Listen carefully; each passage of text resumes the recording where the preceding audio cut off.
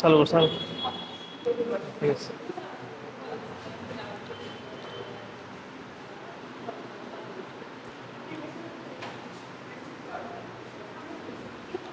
দেখো তাকাও, আজকে হচ্ছে আমাদের নতুন অধ্যায় তরঙ্গ। এটা একটা কনসিকুয়েন্সিয়াল চ্যাপ্টার, যেটার সাথে পর্যায়বৃত্ত গতির অনেকাংশে সম্পর্ক আছে। অনেকাংশে বলতে পর্যায়বৃত্ত গতি পড়ার পরে তরঙ্গ পড়তে হয়। তরঙ্গ পড়ার আগে যদি পর্যায়বৃত্ত গতি না পড়ে যদি ডিরেক্ট তরঙ্গ ধরা হয়, তাহলে অনেক অনেক কিছুই দেখা যাচ্ছে যে হয়তো বুঝবা না এরকম। এই জন্য আমরা কি করছি, প্রথমে পর্যায়বৃত্ত গতি পড়ছি, তারপরে তরঙ্গ। এর সাথে রিলেটেড একটা চ্যাপ্টার আছে সেকেন্ড পেপারের, ভৌত আলোক বিজ্ঞান।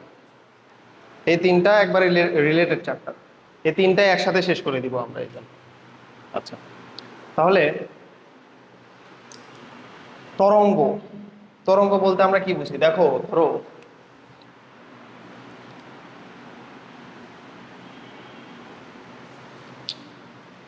একটা পুকুর, তো পুকুরের ভিতরে পানির কণাগুলো কিভাবে থাকে?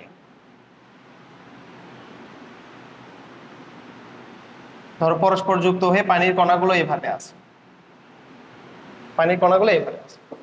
এখন তুমি কি করছো, এক্সটার্নালি বাইরে থেকে তুমি যে কোনো একটা ঢিল নিক্ষেপ করছো পুকুরে, বাইরে থেকে একটা ঢিল নিক্ষেপ করছো। ধরো সাপোজ এখানে একটা ঢিল দ্বারা আঘাত করছো। আচ্ছা, এখন ঢিল দ্বারা আঘাত করলে কি দেখা যায়, যে পানির ঢেউ দেখা যায় না? দেখো না, পানির ঢেউগুলো একদিক থেকে ছড়ায় যায়, এইভাবেই তো দেখা যায়। আচ্ছা, এখন আমরা বাহ্যিক থেকে দেখতেছি পানির ঢেউগুলো ক্রমান্বয়ে যেখানে ঢিলটা পড়ে সেখান থেকে ছড়ায় যাচ্ছে, বাট পানির কণাগুলো আসলে কিভাবে ছড়ায় এটা একটু দেখো।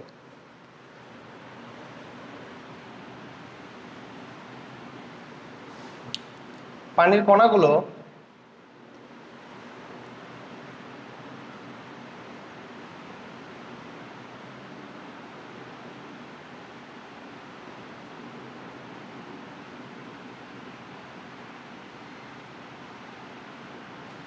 দেখো, পানির কণাগুলো দেখা যায় যে এইভাবে এইভাবে এইভাবে এইভাবে স্পন্দিত হয়, উপরে নিচে স্পন্দিত হয়।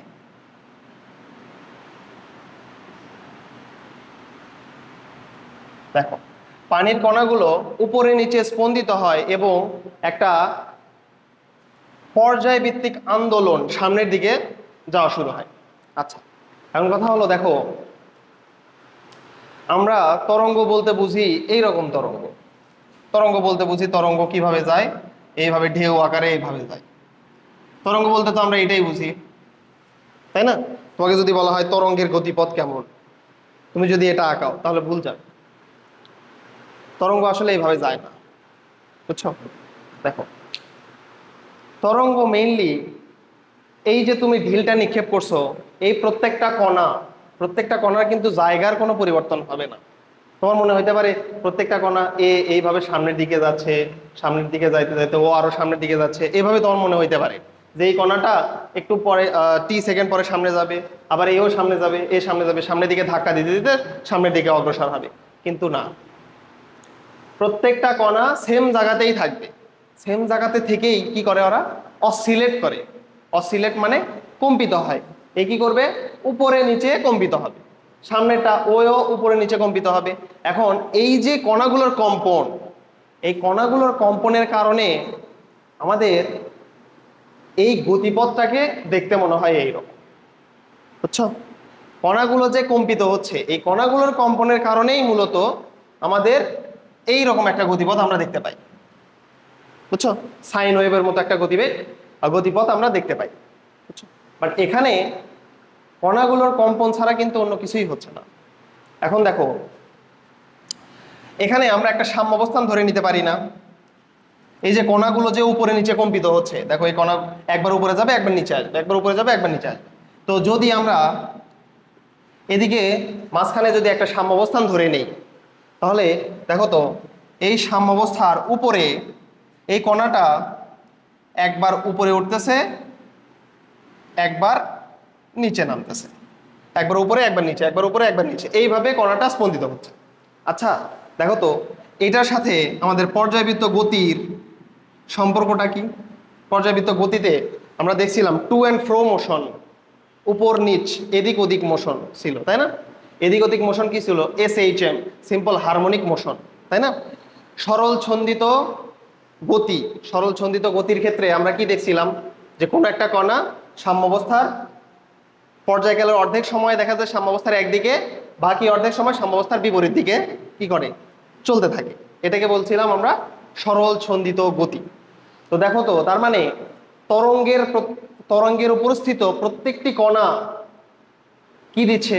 SHM বা সিম্পল হারমোনিক মোশনে দুলতেছে না? একবার উপরে যাচ্ছে, একবার নিচে নিচে আসতেছে, একবার উপরে যাচ্ছে, একবার নিচে আসতেছে। এইটা হলো বিষয়। আচ্ছা, এখন যেমন ধরো এখানে শুধুমাত্র কণাগুলো কম্পিত হচ্ছে, বাট তুমি এই যে ঢিলটা নিক্ষেপ করছিলা, বাইরে থেকে যে ঢিলটা নিক্ষেপ করছিলা, এই জন্য কি তোমাকে একটা শক্তি দিতে হয়েছে না বাইরে থেকে? হয় কি, এই শক্তিটা তুমি যেটা দিছো পানিতে পড়ার পরে, ওই শক্তিটা ধরো এই কণাতে পাস হলো, এই কণাতে পাস হলো, এই কণাতে পাস হওয়ার পরে এই কণাগুলো তো কি করা শুরু করবে? তখন উপর নিচে দোলা শুরু করবে। এখন কণাগুলো নিজের অবস্থানেই থাকবে, বাট কি হবে? এই কণা থেকে শক্তিটা এই কণাতে চলে যাবে, কারণ এদের ভিতরে জড় মাধ্যম আছে, পানির যে মাধ্যম সেই মাধ্যমটা আছে। মাধ্যমের দ্বারা এই কণা থেকে এই কণাতে জাস্ট কি হবে? শক্তিটা পার হবে, বাট কণাগুলো নিজের অবস্থান থেকে কি করবে? দুলতে থাকবে।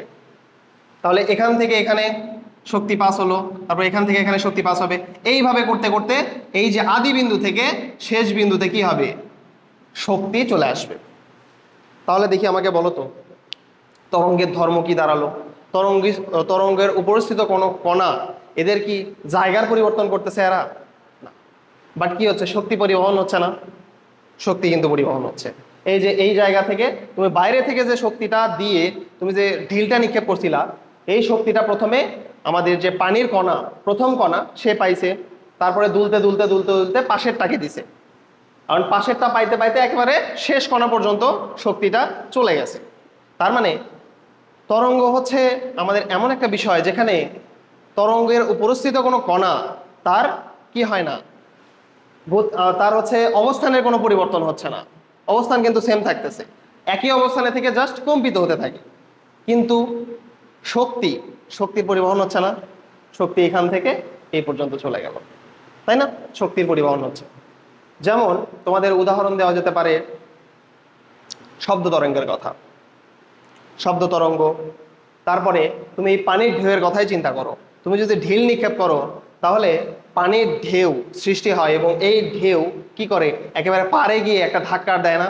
পাড়ে গিয়ে দেখবা ধাক্কা দেয়, একটা শক্তিতে ধাক্কা দেয়। এই শক্তিটা তুমি কিভাবে দিছিলে? এই শক্তিটা তোমারই শক্তি, তুমি নিজেই হচ্ছে ওই ঢিলে দিছিলা ওই শক্তিটা, এবং সেটা পানিতে পড়ার পরে সেই পানি সামনের দিকে অগ্রসর হয়ে পারে কি করে? সেই শক্তিটা দ্বারা আঘাত করে, বুঝছো? আচ্ছা, তাহলে তরঙ্গ কি? এটা লিখে নাও, তরঙ্গ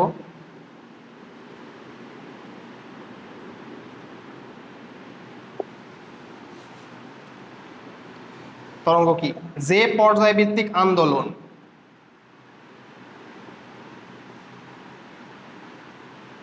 যে পর্যায়ভিত্তিক আন্দোলন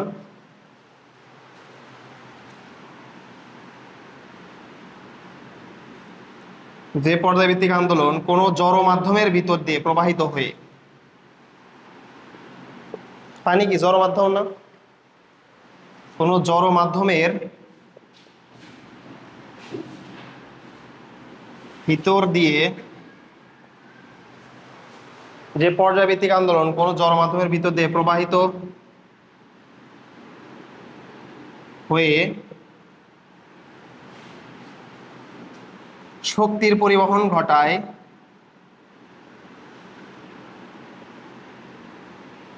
শক্তির পরিবহন ঘটায়, কিন্তু নিজের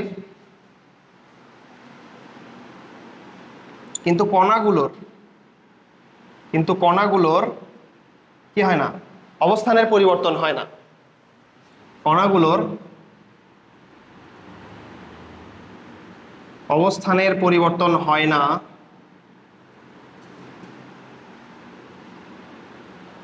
তাকে তরঙ্গ বলে, তাকে তরঙ্গ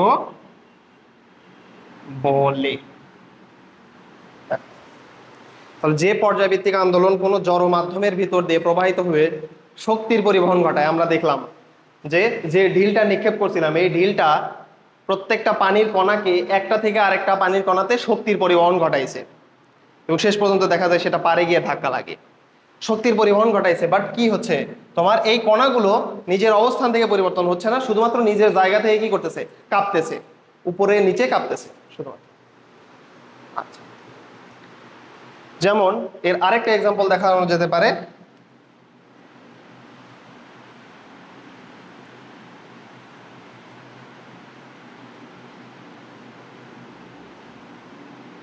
ধরো সাপোজ একটা তার বাঁধা আছে, একটা তার বাঁধা আছে এবং এই তারকে কি করা হলো, এক পাশে এই তারকে টান দিয়ে ঝাঁকুনি দেওয়া হলো। তাহলে তারকে তুমি যখন ঝাঁকুনি দিবা তখন দেখো তো এর পরের অবস্থায় কি দাঁড়াবে,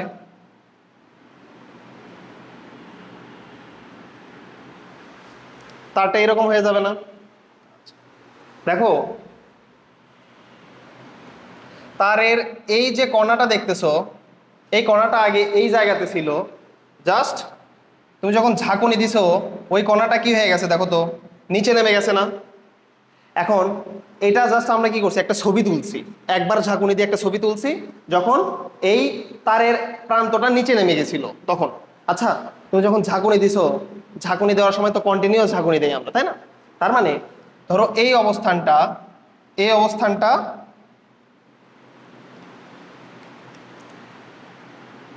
তার যখন বাধা ছিল এই অবস্থানটা ঝাঁকুনি দেওয়ার পরে নিচে নেমে গেছে, নিচে নেমে গেছে।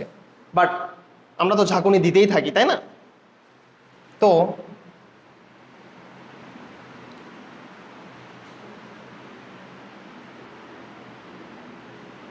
ঝাঁকুনি দেওয়ার একটা পর্যায়ে দেখা যাবে এই কণাটা, দেখো তো এই কণাটা আবার উপরে উঠে যাবে না? দেখো তো কণাটা উপরে উঠে যাবে না? তার মানে এই কণাটা দেখো এই বরাবরই থাকবে, এই বরাবরই থাকবে, একবার কি করতেছে, একবার নিচে নামতেছে, একবার উপরে উঠতেছে না? এইভাবেই হয়। তার মানে দেখো প্রত্যেকটা তরঙ্গের কণা শুধুমাত্র সেম জায়গাতেই থাকবে, কি করবে, উপরে নিচে স্পন্দিত হইতে থাকবে। সেম ভাবে এইটা দেখো, এখানে যেটা ছিল এই কণাটা তুমি যখন তারটাকে ঝাঁকুনি দিছো এই কণাটা এর উপরে উঠে গেছে, উপরে উঠে গেছে। এটা তো ছিল সাম্য অবস্থান, মাঝখানের অবস্থান। দেখো এইটা মাঝখানের অবস্থান থেকে উপরে উঠে যায়নি, মাঝখানের অবস্থান থেকে উপরে উঠে গেছে। এইটা দেখো মাঝখানের অবস্থান থেকে নিচে নেমে যায়নি, মাঝখানের অবস্থান থেকে নিচে নেমে গেছে। বাট দেখো এই কণাটা কিন্তু সেম অবস্থানে, একবার উপরে উঠতেছে, এই যে একবার উপরে উঠতেছে, একবার নিচে নামতেছে। এটা বোঝানোর কারণ হলো অনেকেই মনে করে তরঙ্গের কণাগুলো সামনের দিকে এইভাবে চলমান থাকে, সামনের দিকে চলমান থাকে। এ কিন্তু পুরোপুরি ভুল ধারণা। তরঙ্গের কণা কখনোই সামনের দিকে চলাচল করে না, তরঙ্গের কণা উপরে নিচে অসিলেট করে বা ভাইব্রেট করে, বুঝছো? আচ্ছা,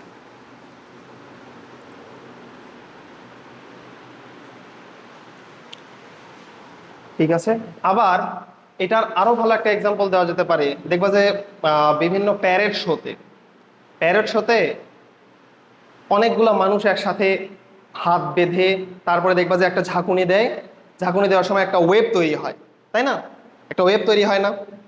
কথা হলো সেই মানুষগুলো অবস্থান কিন্তু সেম জায়গাতেই থাকে, জাস্ট ও কি করে একবার নিচে নামে একবার উপরে ওঠে, এই জন্য ওইটাকে দেখতে কি রকম মনে হয়, একটা ওয়েভের মতো মনে হয়, তাই না? ওইটাও একটা আমাদের তরঙ্গের উদাহরণ।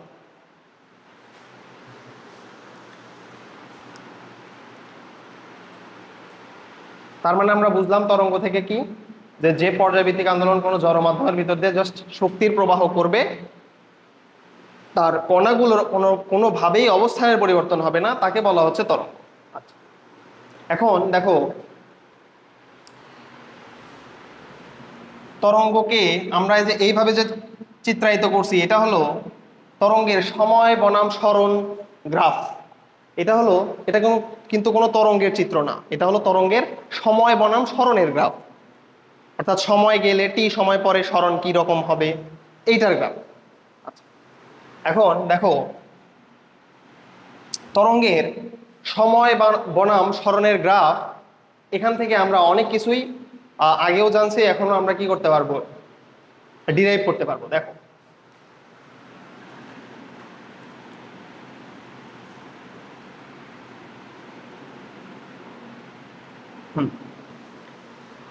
আচ্ছা দেখি বলো তো, সমদশা বলতে কি বোঝানো হয়?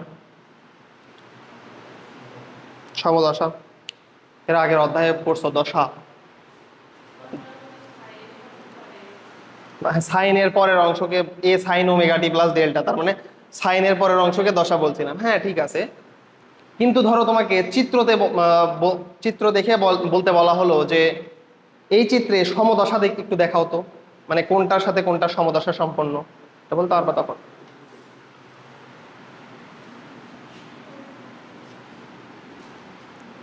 সমদশা বলতে বোঝানো হয় যে গতির সম্মুখ অবস্থা, অর্থাৎ এই যে তরঙ্গ, এই তরঙ্গের যে কণার সাথে অন্য একটি কণার ত্বরণের দিক, বলের দিক, বেগের দিক সবগুলো মিলে যাবে, এগুলোকে বলা হয় দশা। এখন দেখো,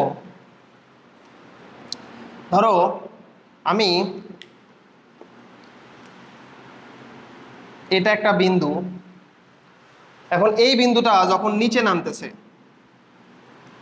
আবার এই বিন্দুটা উপরে উঠতেছে, এটা নিচে নামতেছে, মানে তরঙ্গ সামনের দিকে এভাবে অগ্রসর হচ্ছে, এইভাবে এভাবে অগ্রসর হচ্ছে।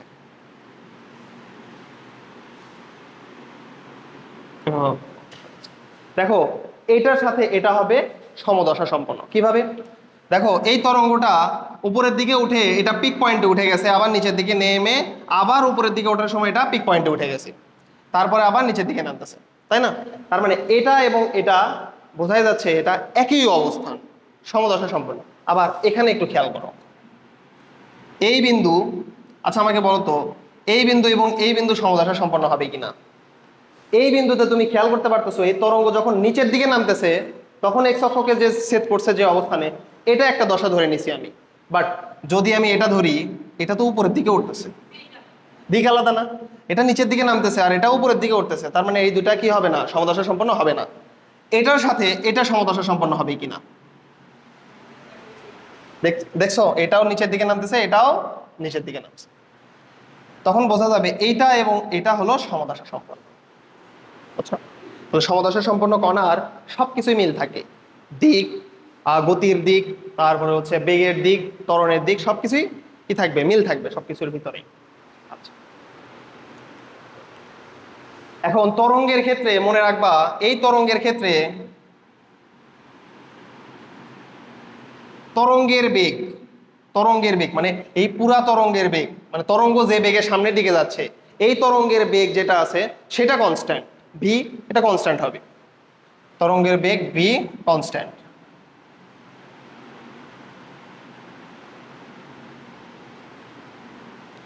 এই যে তরঙ্গের বেগ, সেই তরঙ্গের বেগ ভি কনস্ট্যান্ট হবে, মাধ্যমের উপর ডিপেন্ড করে তরঙ্গের বেগ কি হবে, কনস্ট্যান্ট হবে। কারণ তুমি বুঝতেইছো এখানে যে তরঙ্গটা গঠন হয়েছে, তরঙ্গ নিচের দিকে নামতেছে, সামনের দিকে যাচ্ছে, বা যেদিকেই যাক, এটা মাধ্যমের উপর ডিপেন্ড করে ভি কনস্ট্যান্ট হবে। কিন্তু দেখো তরঙ্গের উপরে সাপোজ আমি যে কোনো একটা কণা ধরে নিলাম, তরঙ্গের উপরে আমি এই কণাটা ধরে নিলাম, এখন এই কণাটা যদি আমি ধরে নেই, এই কণাটা তো কি হচ্ছে দেখো তো, উপরে নিচে স্পন্দিত হচ্ছে না, এই কণাটা একবার উপরে উঠতেছে একবার নিচের দিকে নামতেছে, বুঝছো? এখন এই কণাটা একবার উপরে উঠতেছে একবার নিচের দিকে নামবে, এরপরের চিত্রে দেখানো যায় তো যে এটা নিচের দিকে নামে। বিশেষ করে এটা ভিজুয়ালাইজ করলে সবচেয়ে ভালো হয়, কিন্তু ওই ধরনের ডিভাইস তো নাই। দেখো এই তরঙ্গটা, তরঙ্গের যে কোনো একটা বিন্দু এই অবস্থানে উপরের দিকে দেখাচ্ছি, পরবর্তী অবস্থানে দেখা যাবে ওইটা নিচের দিকে নেমে যাবে, তার মানে একবার উপরে উঠতেছে একবার নিচের দিকে নামতেছে। এখন এই যে তরঙ্গের কণার বেগ, সেই কণার বেগ কি কনস্ট্যান্ট হবে? ও তো একবার উপরের দিকে উঠতেছে একবার নিচের দিকে নামতেছে, অবশ্যই বেগ আলাদা আলাদা হবে। কিসের উপর ডিপেন্ড করে? দেখো তো এই যে তরঙ্গের উপরে যে কণাটা আছে, ও একবার উপরের দিকে উঠতেছে একবার নিচের দিকে নামতেছে, তার মানে এটা কোন ধরনের গতি সম্পন্ন? এসএইচএম গতি সম্পন্ন না, সিম্পল হারমোনিক মোশন গতি সম্পন্ন। আর আমরা বলছিলাম সিম্পল হারমোনিক মোশনের ক্ষেত্রে ভি = ω√/(² - x², মনে আছে? সরল দোলন গতি সম্পন্ন কোনো কণার বেগ হচ্ছে omega root over square minus X square. তার মানে এই যে দেখো ভি, এটা ডিপেন্ড করে এক্স এর উপরে, অর্থাৎ সাম্য অবস্থা থেকে এই কণাটা কত দূরে আছে, এই যে কত দূরে আছে সেটার উপরে না, এটাকে এতটুকুকে আমি ধরতেছি তখন এক্স, এটার উপরে ডিপেন্ড করে। এখন এটা যদি এখানে না থেকে যদি এখানে থাকতো এই কণাটা, তখন বেগ আলাদা হয়ে যেত না। তার মানে আমি যখন তরঙ্গের উপস্থিত কণার বেগ বলবো সেটা কিন্তু কনস্ট্যান্ট হবে না। যদি বলি তরঙ্গের বেগ সেটা কনস্ট্যান্ট, কারণ তরঙ্গ একটা সেম বেগে সামনের দিকে যাইতে থাকে। বাট তরঙ্গের উপস্থিত কণার বেগ যদি বলি সেটা কিন্তু কখনোই কনস্ট্যান্ট হবে না। বুঝছো? আচ্ছা, এটা ছিল হচ্ছে তোমাদের তরঙ্গ সম্পর্কিত কিছু বেসিক আলোচনা। আচ্ছা, এখন দেখো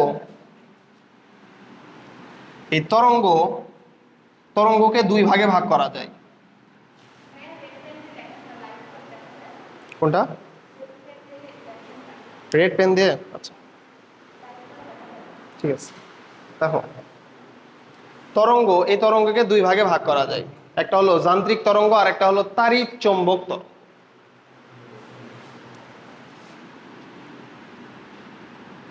তাহলে তরঙ্গ কয় প্রকার? দুই প্রকার, একটা হলো যান্ত্রিক তরঙ্গ আর একটা হলো তাড়িৎ চৌম্বক তরঙ্গ।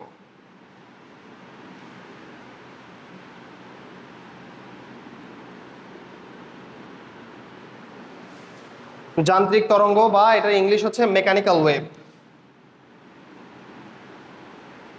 Mechanical wave. আর তাড়িৎ চৌম্বক তরঙ্গ এটা ইংলিশ কি? Electromagnetic wave.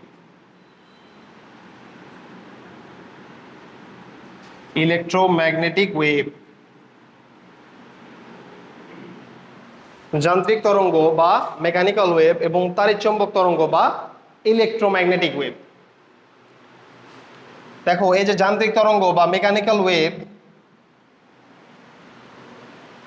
এটা হলো যে ওয়েভ বা যে তরঙ্গের ক্ষেত্রে তোমার কোনো মাধ্যমের প্রয়োজন হয় না। যান্ত্রিক তরঙ্গের ক্ষেত্রে মাধ্যমের প্রয়োজন, আর এই যে উল্টা বললাম, তাড়িৎ চৌম্বকের তরঙ্গের ক্ষেত্রে কি হয় না? কোনো মাধ্যমের প্রয়োজন হয় না। আর যান্ত্রিক তরঙ্গের ক্ষেত্রে মাধ্যমের প্রয়োজন হয়। তাহলে লেখো তরঙ্গ সঞ্চালনের মাধ্যমের প্রয়োজন। তরঙ্গ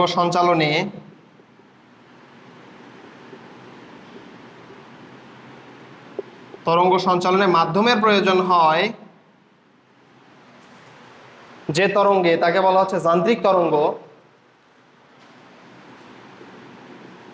মাধ্যমের প্রয়োজন হয় না যে তরঙ্গে,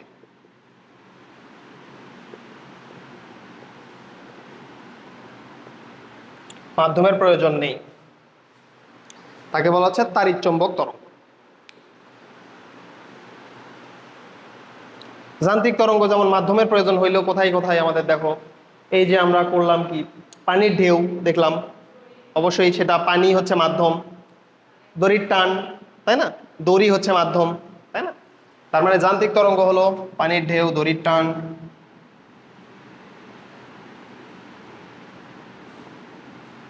এগুলা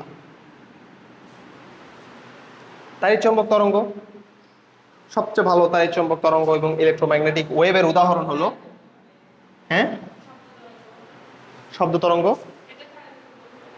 না, শব্দ তরঙ্গ তাড়িৎ চৌম্বক তরঙ্গ। শব্দ বাতাস মাধ্যমে ইয়ে করে না, বাতাস না থাকলে শব্দ এভাবে ইয়ে হবে। শব্দ বাতাসের মাধ্যমে কি হয়? তোমার সামনের দিকে অগ্রসর হয়, বুঝছো? শব্দ তরঙ্গ হলো যান্ত্রিক তরঙ্গ। একমাত্র ভালো উদাহরণ হলো তাড়িৎ চৌম্বক তরঙ্গের আলোক তরঙ্গ।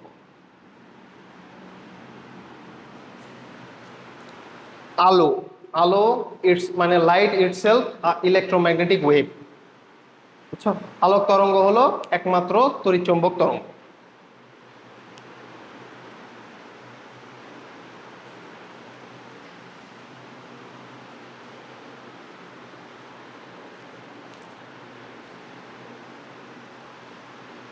তো আমাদের তরঙ্গ চ্যাপ্টারে আমাদের কাজ করতে হবে যান্ত্রিক তরঙ্গ নিয়ে, দেন আমরা তাড়িৎ চৌম্বক তরঙ্গ বা আলোক তরঙ্গ এটা নিয়ে কাজ করব হচ্ছে ভৌত আলোক বিজ্ঞান চ্যাপ্টারে, বুঝছো? এই যে জাস্ট মনে রাখো যে আলোক তরঙ্গ যেটা আছে সেটা একই সাথে প্রতিফলন, প্রতিসরণ, ব্যতিচার, অপবর্তন, সমবর্তন দেখায়। বুঝছো?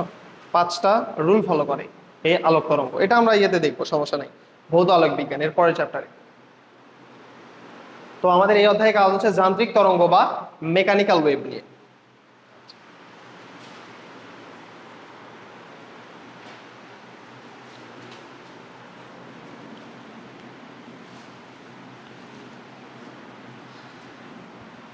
এখন আসো, এই যে যান্ত্রিক তরঙ্গ এটা দুই প্রকার। যান্ত্রিক তরঙ্গ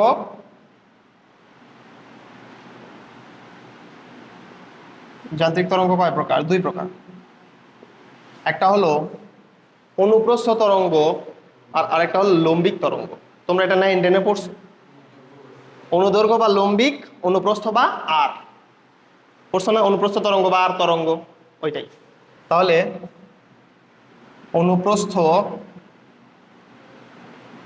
বা আর তরঙ্গ, অনুপ্রস্থ বা আর তরঙ্গ, এটার ইংলিশ নাম হচ্ছে ট্রান্সভার্স ওয়েভ। Transverse wave. আচ্ছা, আর আরেকটা হলো অনুদৈর্ঘ্য তরঙ্গ বা লম্বিক তরঙ্গ।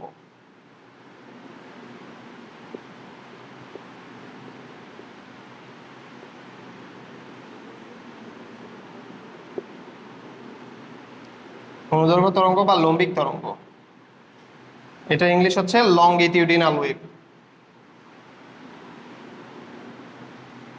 লংগিটিউডিনাল ওয়েভ, লংগিটিউডিনাল ওয়েভ বা অনুদৈর্ঘ্য বা লম্বিক তরঙ্গ, আর একটা হলো ট্রান্সভার্স ওয়েভ বা এটাকে বলা হচ্ছে অনুপ্রস্থ বা আর তরঙ্গ।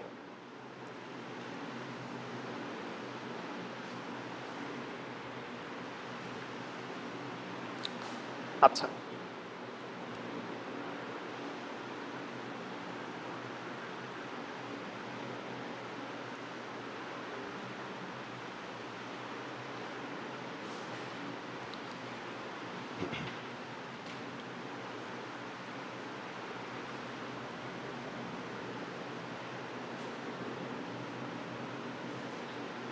এখন দেখবো আমরা অনুপ্রস্থ বা আর তরঙ্গ কোনটা, অনুদৈর্ঘ্য বা লম্বিক তরঙ্গ কোনটা।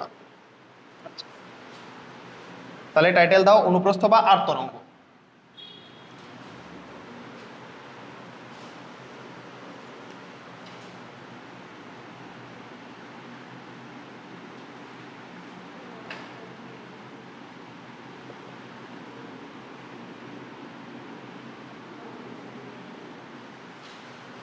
অনুপ্রস্থ বা আর তরঙ্গ, তরঙ্গের উপস্থিত কণার লেখো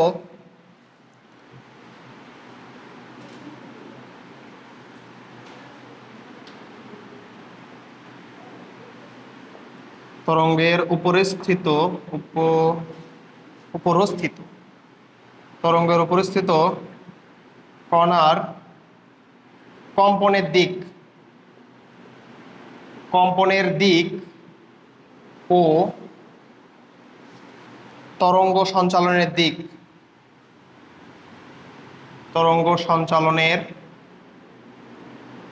দিক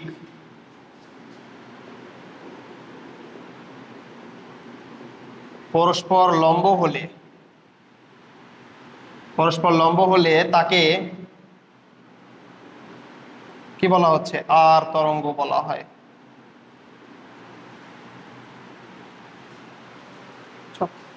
তাহলে তরঙ্গের উপস্থিত কণার কম্পনের দিক ও তরঙ্গ সঞ্চালনের দিক পরস্পর লম্ব হলে তাকে বলা হচ্ছে আর তরঙ্গ। বোঝার মতো কিছুই না, এটা লিখলাম জাস্ট, এখন বুঝাবো। দেখো,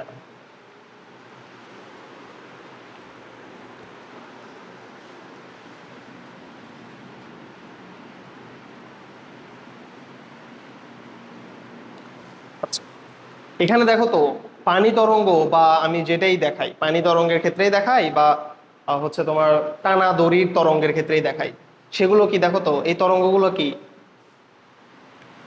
তরঙ্গ সঞ্চালন, মানে তরঙ্গের যে আন্দোলনটা আছে এই আন্দোলনটা সামনের দিকে যাচ্ছে না, দেখো তো এইভাবে সামনের দিকে অগ্রসর হচ্ছে না।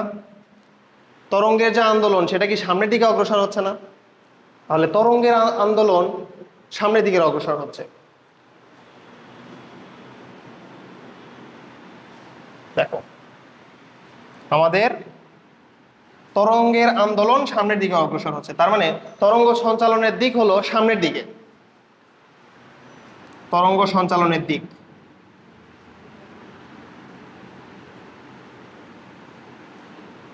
দেখো আমি সংজ্ঞাতে লিখছি তরঙ্গ সঞ্চালনের দিক এবং তরঙ্গের উপরিস্থিত কণার কম্পনের দিক। তাহলে দেখলাম তরঙ্গ যেহেতু সামনের দিকে যাচ্ছে তার মানে তরঙ্গ সঞ্চালনের দিক সামনের দিকে। এখন তরঙ্গের উপরিস্থিত কোনো কণার কম্পনের দিক, তাহলে ধরলাম তরঙ্গের উপরিস্থিত কোনো কণা এইটা।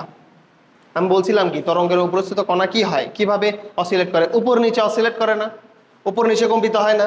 তাহলে দেখো তরঙ্গের উপরিস্থিত কণা একবার উপরে উঠবে একবার নিচে নামবে, উপরে নিচে কম্পিত হতে থাকবে। তাহলে দেখো তো আমি কিভাবে দেখালাম, তরঙ্গের উপরিস্থিত কোনো কণা উপরে নিচে এইভাবে কম্পিত হচ্ছে, তরঙ্গ সঞ্চালন। এটা কি তরঙ্গের উপস্থিত কোনো কণার কম্পনের দিক, কম্পনের দিক। তাহলে এটা হলো কম্পনের দিক, এটা হলো কম্পনের দিক। আর দেখো তো তরঙ্গ সঞ্চালনের দিক কোন দিকে? সামনের দিকে না? তাহলে কম্পনের দিক এবং তরঙ্গ সঞ্চালনের দিকের মাঝখানের মধ্যবর্তী কোণ কত দেখো তো? 90 না? এই যে এটাও 90, এটাও 90। তাহলে দেখো তো কম্পনের দিক এবং তরঙ্গ সঞ্চালনের দিক এর মধ্যবর্তী কোণ হলো 90 ডিগ্রি।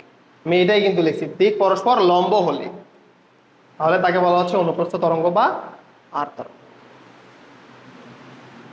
দেখি তরঙ্গ সঞ্চালনের দিক।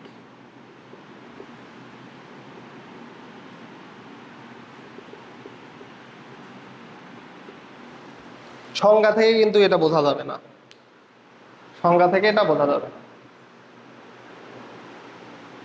তাহলে এখানে দেখলাম দেখো আমরা তরঙ্গ যেহেতু সামনের দিকে যাচ্ছে, অগ্রগামী তরঙ্গ, তার মানে তরঙ্গ সঞ্চালনের দিক সামনের দিকে, এই যে সামনের দিকে। তরঙ্গের উপস্থিত কোনো কণা আর কম্পনের দিক দেখো উপর নিচে, তাহলে উপর নিচের সাথে আমাদের তরঙ্গ সঞ্চালনের দিক মানে কম্পনের দিকের সাথে তরঙ্গ সঞ্চালনের দিক দেখো পরস্পর লম্ব। এটা ছিল হচ্ছে আমাদের অনুপ্রস্থ তরঙ্গ বা আর তরঙ্গ। তাহলে এর এক্সাম্পল কি? পানির ঢেউ, পানির ঢেউ, টানা তার, টানা তারের সৃষ্ট তরঙ্গ, টানা তারে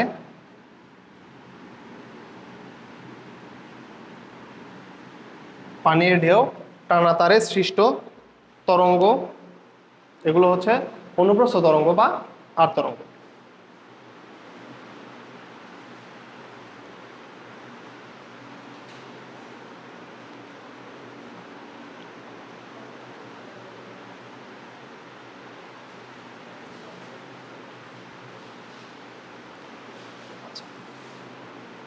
এখন দেখো লম্বিক তরঙ্গ, লম্বিক তরঙ্গ বা কি বলছিলাম অনুদৈর্ঘ্য তরঙ্গ।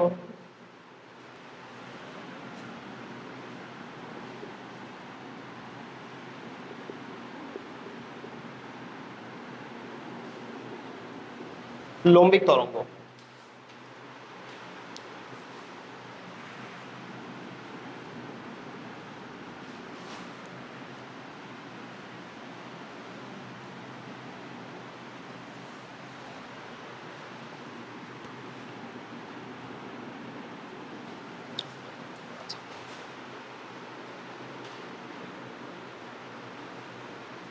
ধরো সাপোজ এটা একটা টিউনিক ফর্ক, এটা একটা টিউনিক ফর্ক যেখানে তোমার বাইরে থেকে যে কোনো একটা আঘাত দ্বারা শব্দ তৈরি করা হয়। তাহলে এখানে যে কোনো একটা আঘাত দ্বারা ধরো শব্দ তৈরি করা হয়েছে এবং যে কোনো একটা মানুষ সেটা এখান থেকে শুনতেছে। কিভাবে দেখাবো? এখান থেকে শুনতেছে ধরো সাপোজ কান দিয়ে আছে, তো এখানে যে শব্দটা তৈরি হয় টিউনিক ফর্কে বাইরে থেকে আঘাত করার কারণে যে শব্দটা তৈরি হয় এই শব্দটা মূলত এই যে বাতাস, আমাদের যে বাইরে যে বাতাস আছে, মাধ্যম হিসেবে কি বাতাস আছে না, এই বাতাসের কণার সাথে প্রতি মুহূর্তে বাড়ি খায় এবং দেখা যায় যে একবার সংকোচন একবার প্রসারণ, একবার সংকোচন একবার প্রসারণ, এইভাবে এই শব্দটা একবার সংকোচন একবার প্রসারণ, দেন আরেকবার সংকোচন আরেকবার প্রসারণ, এইভাবে সামনের দিকে অগ্রসর হয়। তাহলে এটা দেখতে সাধারণত এরকম লাগে।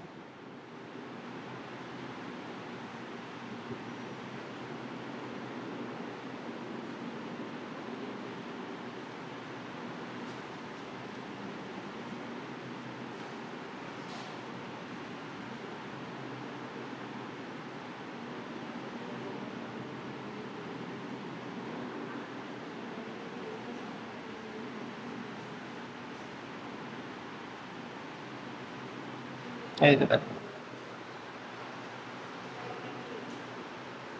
দেখো এটা একবার সংকুচিত হয়েছে, দেন প্রসারিত হওয়ার কারণে এখানে ফাঁকা জায়গা তৈরি হয়েছে, আবার সংকুচিত হয়েছে, প্রসারিত হওয়ার কারণে ফাঁকা জায়গা তৈরি হয়েছে, আবার সংকুচিত হয়েছে, দেন আবার প্রসারিত হওয়ার কারণে ফাঁকা জায়গা তৈরি হয়েছে, আবার কি হয়েছে সংকুচিত হয়েছে।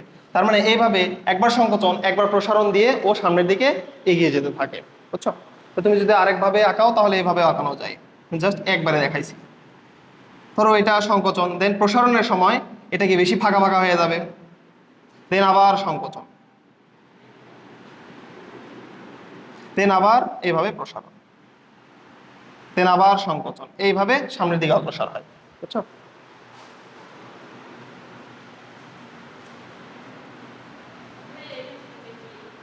কোনটা? রিসিভার, ধরো কোনো একটা রিসিভার ধরো ওটা রিসিভ করতেছে,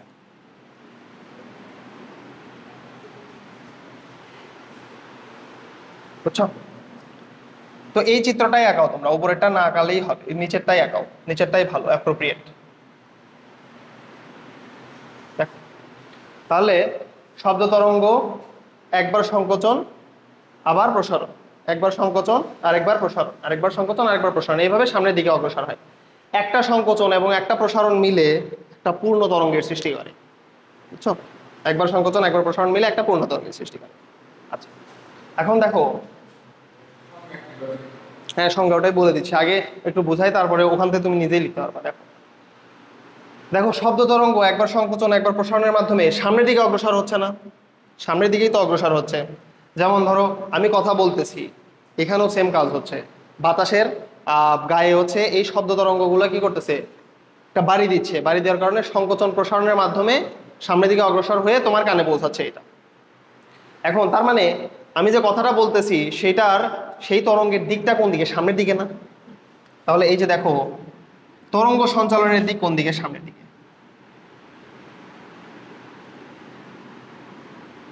তরঙ্গ সঞ্চালনের দিক সামনের দিকে, তরঙ্গ সঞ্চালিত হচ্ছে সামনের দিকে।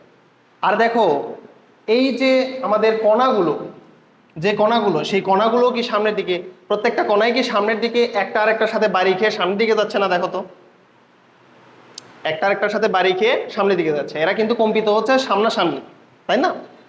একটা আরেকটাকে বাড়ি দিচ্ছে সামনের দিকে যাচ্ছে, ও আরেকটাকে বাড়ি দিচ্ছে সামনের দিকে যাচ্ছে, এইভাবে একবার সংকুচিত হচ্ছে একবার প্রসারিত হচ্ছে। তার মানে আমাদের এর যে কম্পনের দিক, সেই কম্পনের দিকে কোন দিকে, সামনের দিকে। এই যে এইগুলো যে কম্পিত হবে সেই কম্পনের দিকেও সামনের দিকে, কম্পনের দিক সামনে পিছে কম্পিত হইতে হইতে একবার সংকুচিত হচ্ছে, সামনে পিছে কম্পিত হইতে হইতে একবার প্রসারিত হচ্ছে। তার মানে কম্পনের দিকও সামনের দিকে, তরঙ্গ সঞ্চালনের দিকও সামনের দিকে। তাহলে তুমি এটা বুঝতে পারতেছো যে তরঙ্গে, যে তরঙ্গে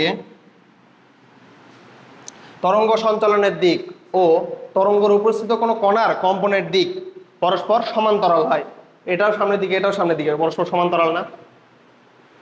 সমান্তরাল না? একই দিকে না? একই দিকে হলে আমরা কি বলতে পারি, সমান্তরাল পরস্পর। তাহলে যে তরঙ্গে তরঙ্গ সঞ্চালনের দিক, তরঙ্গ সঞ্চালনের দিক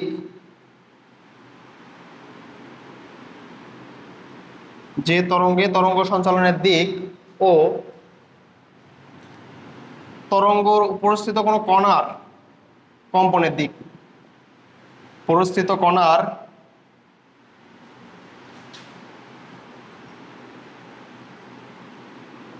কম্পনের দিক পরস্পর সমান্তরাল হয়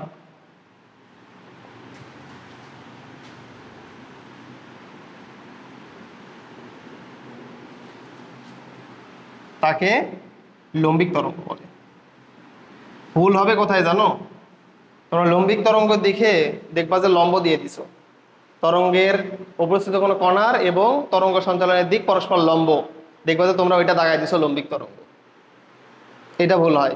ওইটা কি অনুপ্রস্থ তরঙ্গ না? ওইটাই কিন্তু অনুপ্রস্থ তরঙ্গ বা আর তরঙ্গ। আর যদি পরস্পর সমান্তরাল হয় তার নাম লম্বিক তরঙ্গ। হ্যাঁ, আচ্ছা, তোমাকে ধরো এমসিকিউ কোশ্চেনে দেওয়া হলো নিচের কোন তরঙ্গে তরঙ্গ সঞ্চালনের দিক ও তরঙ্গের উপস্থিত কোনো কণার কম্পনের দিক পরস্পর লম্ব।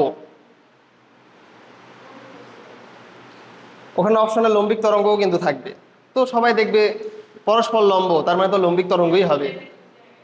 বুঝছো? এটা হলো বিষয়। এটা অনেকে আগেও ভুল করছে, বা 9-10 যাদের ছিল, 9-10 ছিল, লম্বিক তরঙ্গ দিবে, বাট ওইটা কি হবে? অনুপ্রস্থ তরঙ্গ। লম্বিক তরঙ্গ হলো তরঙ্গের উপস্থিত কোনো কণার সঞ্চালনের দিক এবং তরঙ্গের সঞ্চালনের দিক কি হবে? পরস্পর সমান্তরাল।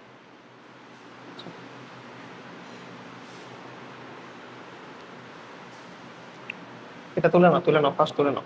তুলে নিছো না? আচ্ছা,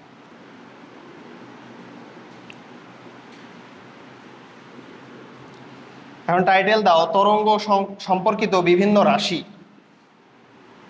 তরঙ্গ সম্পর্কিত বিভিন্ন রাশি। এই রাশি যে যত ভালো জানতে পারবে বা ভালো বুঝতে পারবে, তরঙ্গের সবগুলো অঙ্কই সে পাবে। তরঙ্গ সম্পর্কিত বিভিন্ন রাশি, যেভাবে হচ্ছে আমরা পর্যায়বৃত্ত গতিতেও পড়ছিলাম।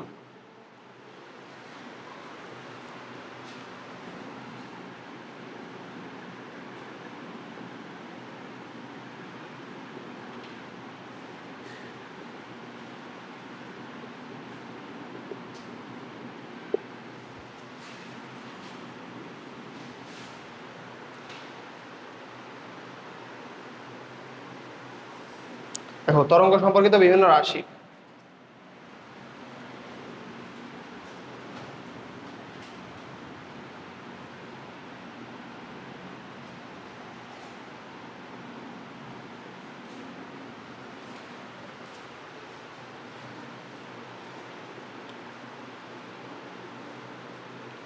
আচ্ছা প্রথমেই লেখো পূর্ণ কম্পন।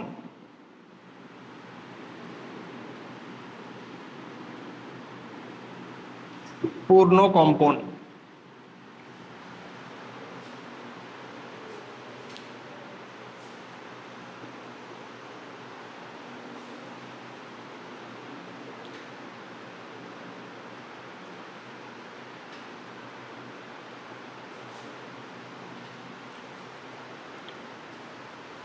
দেখো পূর্ণকম্পন কি? এটা একটা তরঙ্গ।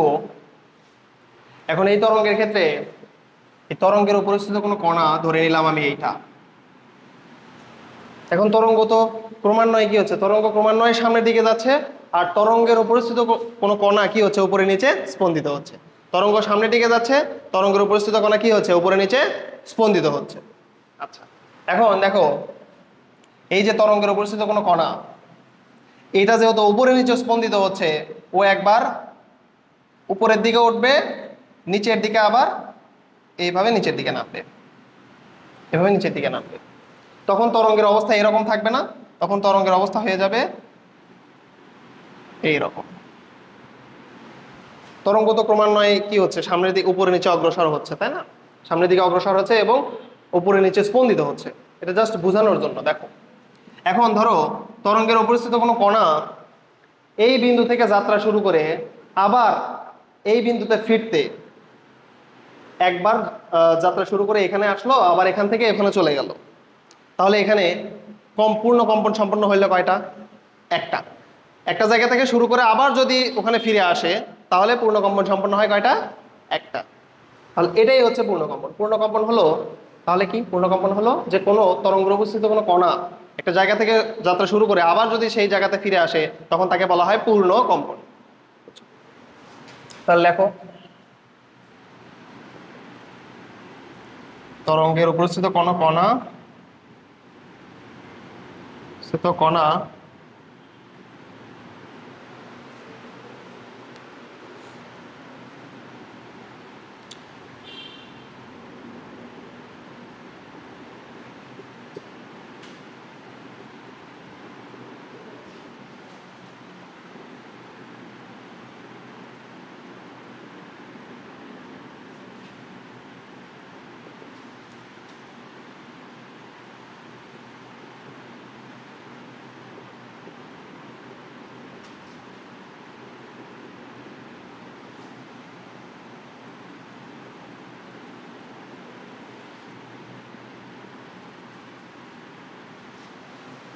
তাহলে তরঙ্গ উপস্থিত কোনো কণা কি হয়, একটা বিন্দু থেকে যাত্রা শুরু করে আবার যদি এই বিন্দুতে ফিরে আসে তখন তাকে বলা হচ্ছে পূর্ণ কম্পন।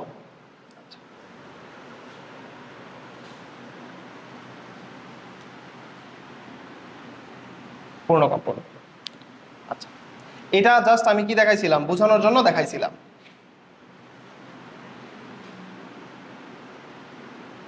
কারণ তরঙ্গ উপরে নিচে স্পন্দিত হয়, তরঙ্গের উপস্থিত কণা কি হয়, উপরে নিচে স্পন্দিত হয়।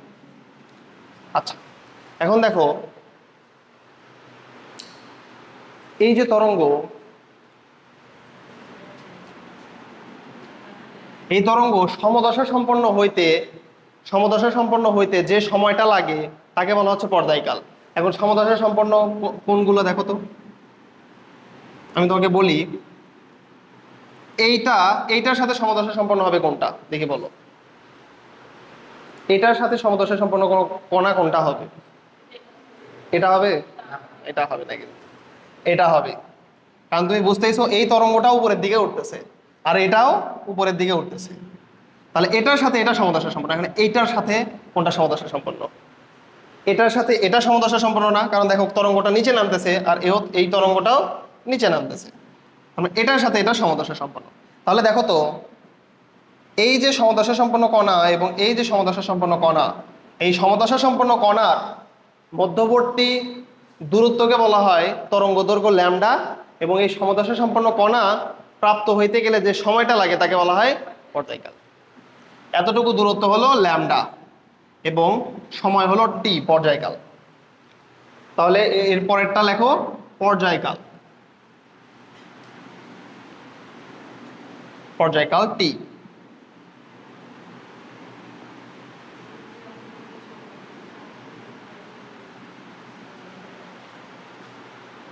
তরঙ্গ সমদশা সম্পন্ন হইতে গেলে তরঙ্গের উপস্থিত কোনো কণা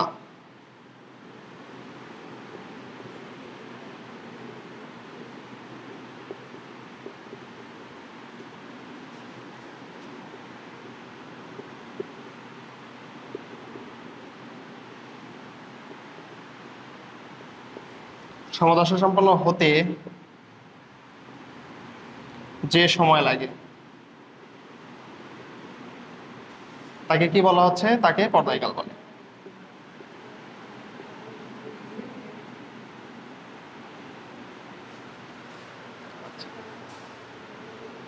তাকে পর্যায়কাল বলে। পর্যায়কালকে কি দ্বারা প্রকাশ করা হয়? বড় হাতের টি দ্বারা। আচ্ছা, এখন আসো পর্যায়কালের পরে আসতেছে কম্পাঙ্ক।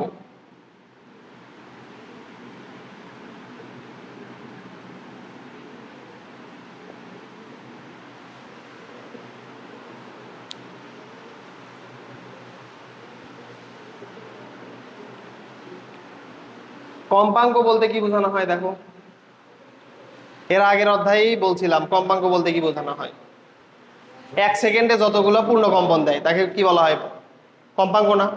দেখো এখানে যদি বলা হয় টি সময়ে এই জায়গা থেকে এই জায়গাতে যেতে কয়টা কম্পন সম্পন্ন হয়েছে, একটা পূর্ণ কম্পন সম্পন্ন হয় নাই, কারণ পর্যায়কাল সময়ে কয়টা পূর্ণ কম্পন সম্পন্ন হয়, একটি পূর্ণ কম্পন। পর্যায়কাল সময়ে একটি পূর্ণ কম্পন সম্পন্ন হয়। আচ্ছা, তাহলে কম্পাঙ্ক কি? প্রতি সেকেন্ডে যতগুলো পূর্ণ কম্পন সম্পন্ন হয় তাকে বলা হচ্ছে কম্পাঙ্ক। তাহলে লেখো 1 সেকেন্ডে পূর্ণ কম্পনের সংখ্যা।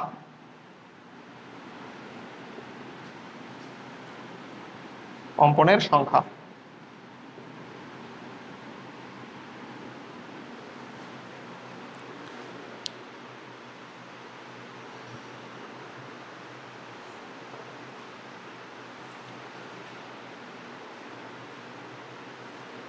তাহলে দেখো টি সময়ে যদি একটি পূর্ণকম্পন দেয় তাহলে 1 সেকেন্ডে কয়টা পূর্ণকম্পন দিবে? 1/t পরিমাণ না? দেখো তো এটাই কি এফ। এফ সমান সমান 1/t।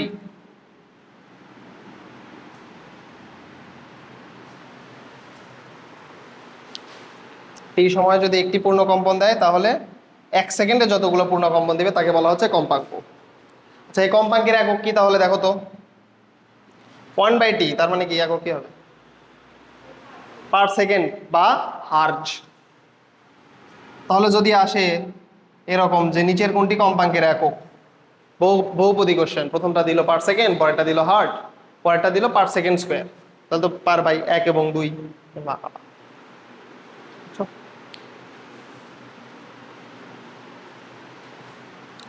তাহলে পর্যায়কাল গেল, কম্পাঙ্ক গেল, এরপর আসো তরঙ্গ দৈর্ঘ্য।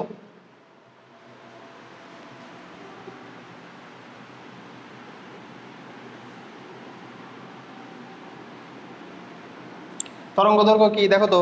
সমদশা সম্পন্ন কণার মধ্যবর্তী দূরত্বকে কি আমরা তরঙ্গ দৈর্ঘ্য বলতেছি না?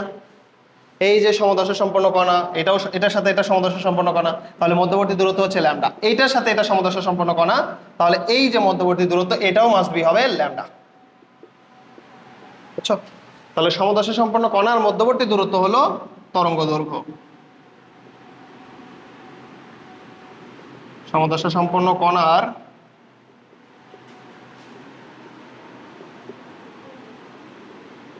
মধ্যবর্তী দূরত্ব কে তরঙ্গ দৈর্ঘ্য ল্যামডা বলে।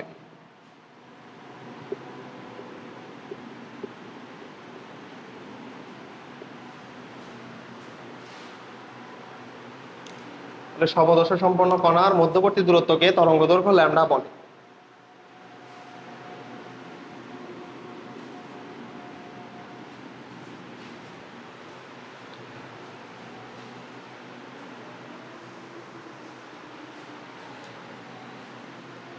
আচ্ছা এখন আসো তরঙ্গ বেগ।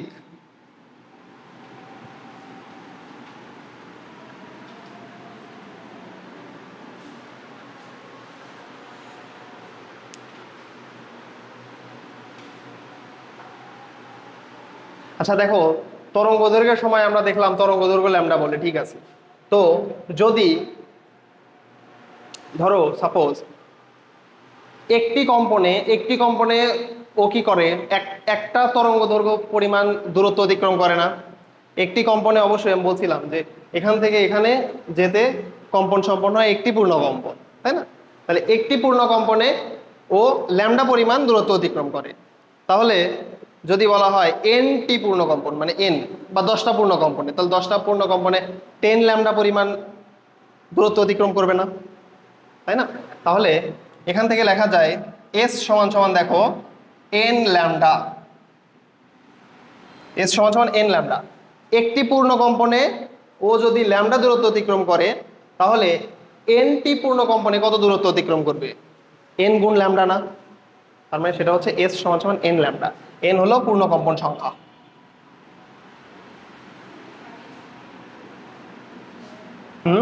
এস হচ্ছে দূরত্ব।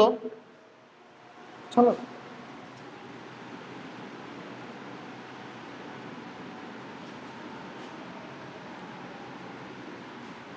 এস তো আর আলাদা লিখবো না, এস তো আগে থেকেই জানো, এস মানে দূরত্ব।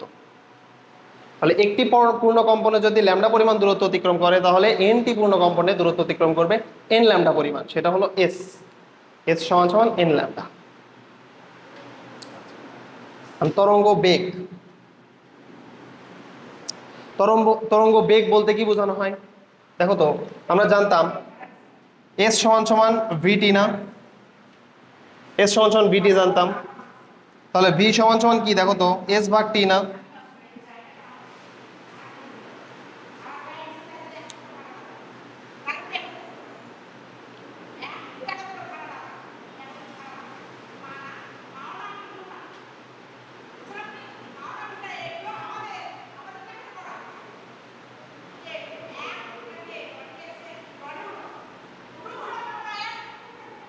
দেখো তরঙ্গ বেগ এস সমান সমান ভিটি, তাহলে ভি সমান সমান কি? এস ভাগ টি। ভি সমান সমান এস ভাগ টি। তাহলে বুঝতেইছো বেগ কি আসলে? বেগ হচ্ছে নির্দিষ্ট দিকে প্রতি সেকেন্ডে যতটুকু সরণ হয় সেটাই বেগ না? তাহলে লেখো নির্দিষ্ট দিকে নির্দিষ্ট দিকে দেখো 1 সেকেন্ডে যত দূরত্ব অতিক্রম করে। এখানে টাইম যদি 1 সেকেন্ড বসাও তাহলে ভি সমান সমান এস না? দেখো তো। তাহলে নির্দিষ্ট দিকে 1 সেকেন্ডে তরঙ্গ যত দূরত্ব অতিক্রম করে, তরঙ্গ যে দূরত্ব অতিক্রম করে,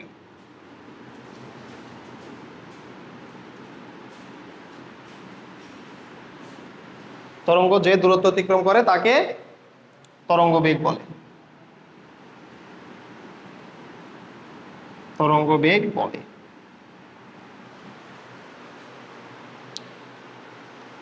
নির্দিষ্ট দিকে 1 সেকেন্ডে তরঙ্গ যে দূরত্ব অতিক্রম করবে তাকে বলা হচ্ছে তরঙ্গ বেগ।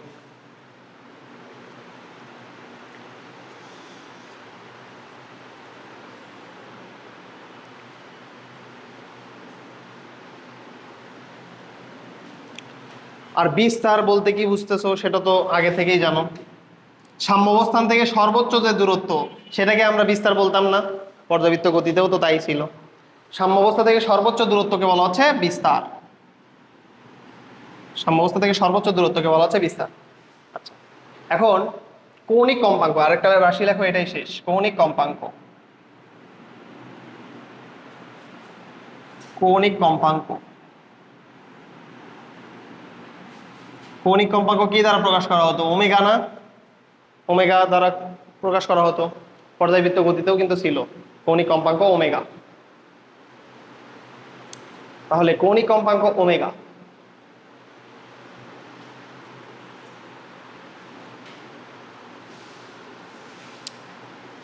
দেখো ওমেগা সমান সমান আমরা কি জানতাম?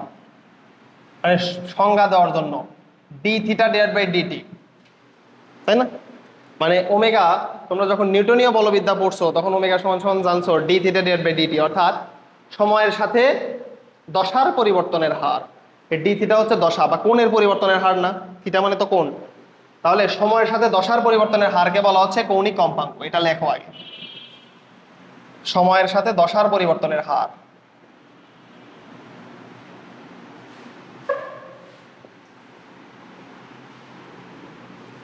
পরিবর্তনের হার, এটা হলো কৌণিক কম্পাঙ্ক।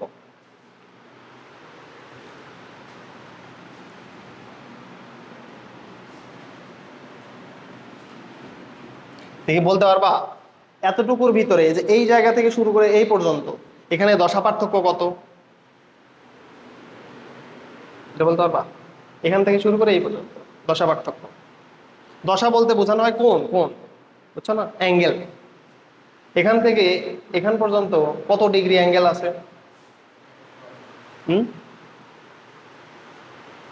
এটা দেখো একটু ভালোভাবে বুঝলেই বোঝা যায়। এটা কত? 180 ডিগ্রি না?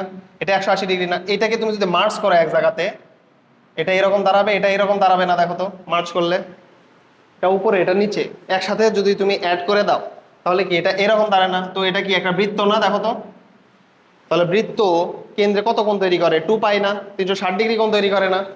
তার মানে তুমি বুঝতেইছো এই যে এখান থেকে সমদশা সম্পন্ন কণা ভিতরে দশা পার্থক্য থাকে টোয়াইস পাই পরিমাণ। এটার সাথে এটা সমদশা সম্পন্ন না, তার মানে এর ভিতরে দশা পার্থক্য হলো টোয়াইস পাই। এই যে এটা একটা পাই, এটা একটা পাই। আবার এই যে এখান থেকে এখানে সমদশা সম্পন্ন কণা, এখানে একটা পাই, এখানে একটা পাই। তাহলে সমদশা সম্পন্ন কণার ভিতরে দশা পার্থক্য থাকে টোয়াইস পাই। দশা পার্থক্য থাকে টোয়াইস পাই পরিমাণ। তাহলে দেখো তো টি সেকেন্ড সময় মানে একটা পর্যায়কালে দশা পার্থক্য কত? টোয়াইস পাই না? তাহলে টি সেকেন্ড সময়ে দশা পার্থক্য হলো টোয়াইস পাই পরিমাণ। 1 সেকেন্ড সময়ে দশা পার্থক্য কত? টোয়াইস পাই বাই টি পরিমাণ না? এটাকেই বলা হয় কৌণিক কম্পাঙ্ক ওমেগা। ওমেগা সমান সমান কি? Twice pi by T. এর আগের অধ্যায়ে পড়ছো টি সেকেন্ড সময়ে দশা পার্থক্য হলো টোয়াইস পাই, 1 সেকেন্ড সময়ে দশা পার্থক্য হলো টোয়াইস পাই বাই টি। বুঝছো? এটা আমি ওই অধ্যায়ে বৃত্ত হিসেবে দেখাইছিলাম। এখানে এভাবেই দেখাইলাম, যদিও এটা বৃত্তেরই অংশ। এটা হলো ওমেগা সমান সমান টোয়াইস পাই বাই টি। তাহলে এই ওমেগাকে আরেকটা সূত্র লেখা যায়, টোয়াইস পাই 1/t কে কি লেখা যায়? এফ লেখা যায় না? কিছুক্ষণ আগে তো দেখলাম। তাহলে ওমেগা সমান সমান টোয়াইস পাই এফ। এই দুইটা সূত্র মুখস্থ রাখা লাগবে।